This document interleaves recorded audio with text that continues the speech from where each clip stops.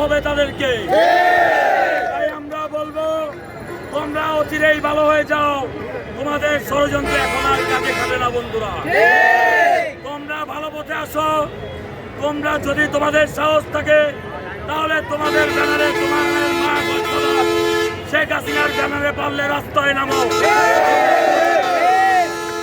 তোমরা সাধারণ জনগণের ব্যানারে ঢুকে এই সমস্ত অরাজকতা, অশৃঙ্খলতা, গাড়ি ভাঙচুর করতেছ, এগুলি আমরা সহ্য করবো না বন্ধু।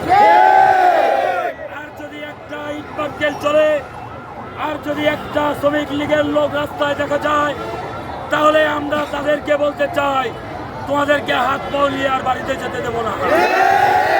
তাই তোমাদের কাছে অনুরোধ, তোমরা অচিরেই ভালো হয়ে যাও, ভালো পথে ফিরে এসো। তোমাদের গডফাদার শেখ হাসিনা তোমাদেরকে বাঁচাতে পারবে না। তোমাদের পদে পদে বিপদের সম্মুখীন করবে। তোমাদেরকে বুঝতে হবে, তোমাদের এই গডফাদার তোমাদেরকে বিপদের সম্মুখীন করে শত শত শহীদ ভাইয়ের রক্তের উপর দিয়ে সে হেলিকপ্টার করে ওই ভারতে আশ্রয় নিয়েছে।